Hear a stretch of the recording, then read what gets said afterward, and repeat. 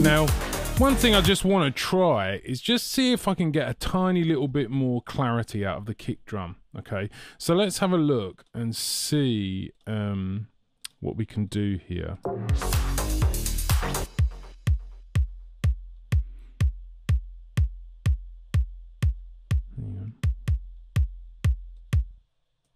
Just checking out what's coming from where there.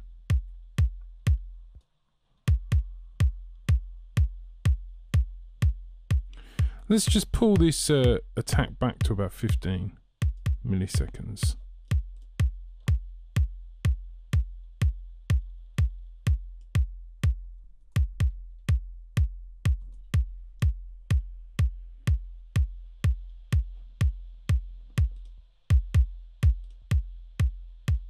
So we're kind of making it snap a little bit more and also enhancing the tail a touch.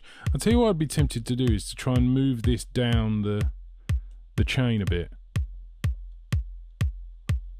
Yeah, I think that may be a little bit better, a little tiny little bit more snappy. But the thing is, I guess what I think I'd really want a little bit more transient in cutting through in the mix, and there's a few things we can try and use. We can try a freebie like Bittersweet. The only thing about Bittersweet is I find sometimes that it clicks a bit. I think it's this thing peculiar to Ableton Live.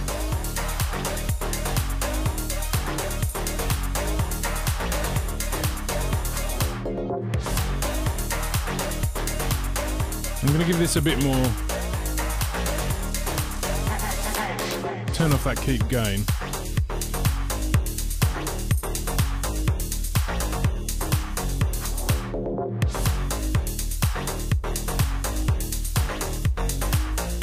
Maybe if I split the difference there.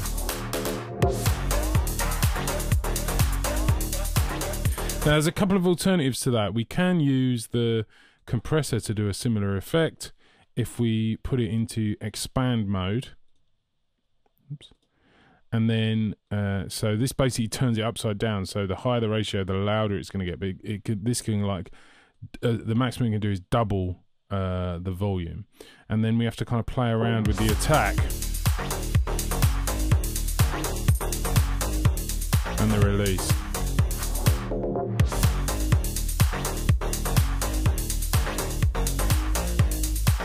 So that's much snappier. I'm going to pull that gain down a bit. So that can work as well. Now, this is a third-party solution, so this isn't using factory plugins or free plugins, but I really love, as you know, probably from my masterclasses, I absolutely love Alloy 2 by Isotape. I think it's half price at the moment as well. You might want to double check that, because I really recommend this wholeheartedly. And in the transient shaper section, we've got our transient shaper here, which we can use to really push it. But what's brilliant about it is we can go into multiband mode as well. So this is 3 different transient shapers. So if we listen to this, and just solo the kick,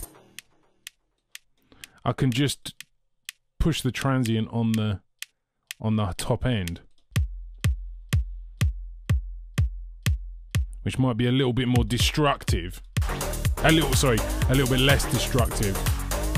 And we can also do cheeky things like this as well. We can reduce the sustain if we wanted to tighten it up.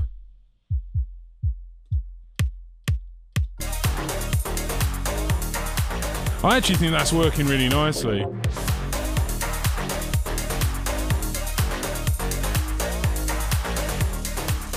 The only problem we got is that it is clipping. So, hang on a second, let's...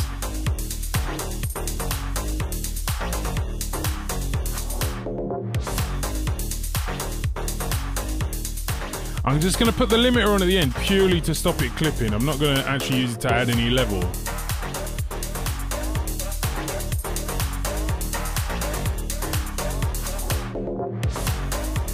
So I actually really like the way that sounds now. That's before.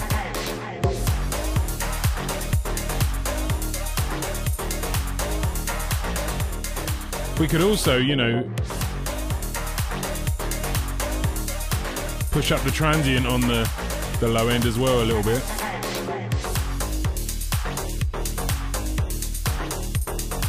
Okay, so that's working really well for me.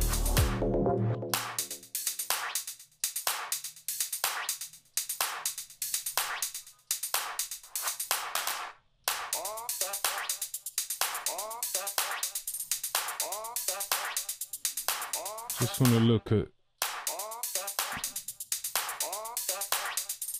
So we've got all drums here. This is our master group for the drums.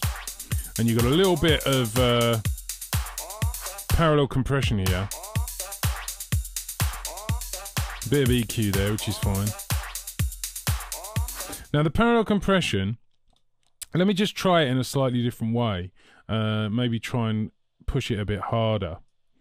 So for me, parallel compression, it's always, I'm going to go as fast as I can on attack and release. I'm going to turn the ratio up all the way. I basically want it to be really extreme, like way more than I normally would.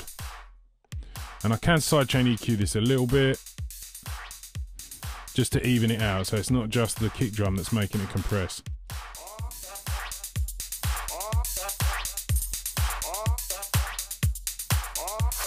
So that's really what I'm after, that kind of squashiness. Then, so that's without it. Then in. It's very subtle, but it's just like giving us that more energy.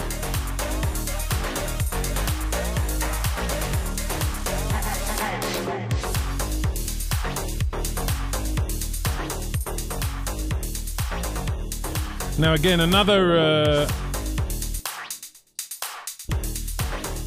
third-party solution which I use, and it's not always something that you might find yourself reaching for. Where is it? Hang on.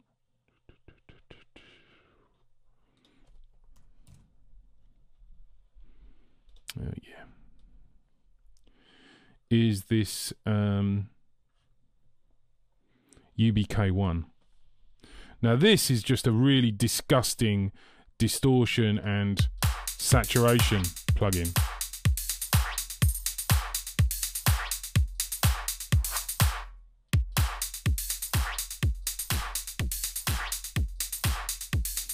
But if we're careful with it, we can actually get it to do useful things on program drums. It's really at its best on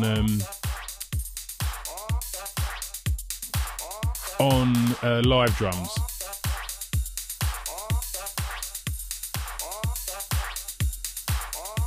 But to be honest, you're probably best off putting this on a totally separate track or bus and then mixing the whole thing in parallel. It's kind of got parallel stuff within it, but that's probably going to work the best. But I think at the moment this is sounding good.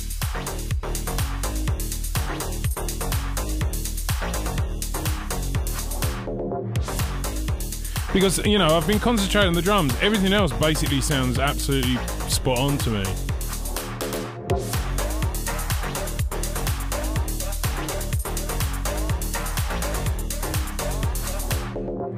The master is working fine here with the glue and the TDR container.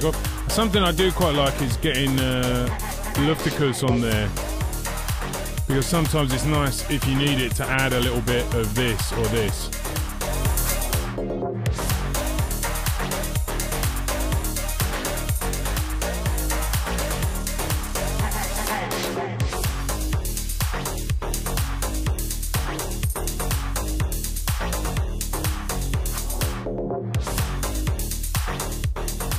I want to see this FM8 wob.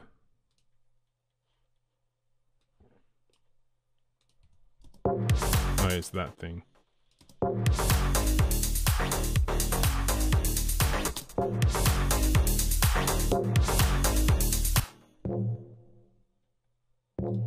Ah, right.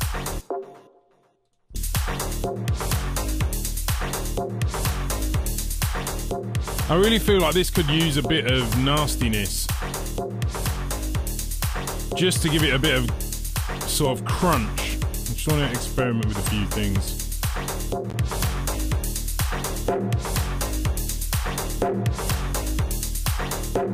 Well, that sounds pretty good to me, to be honest.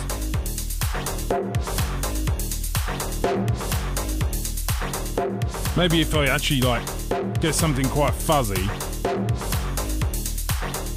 and then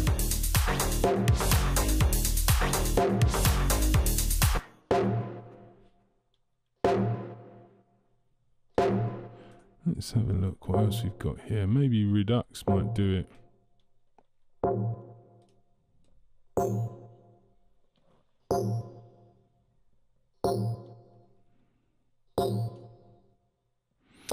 But obviously the problem we got there is we haven't got dry and wet balance. So if I need to put it in a rack here,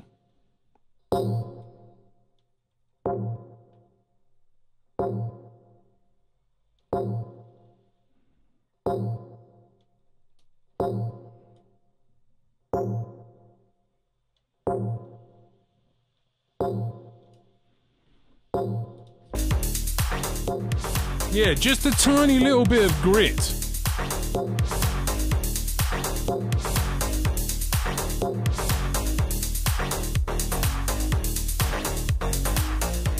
Yeah, seriously, Alex, this is a fantastic sounding track. First class, you know. I cannot stress that enough.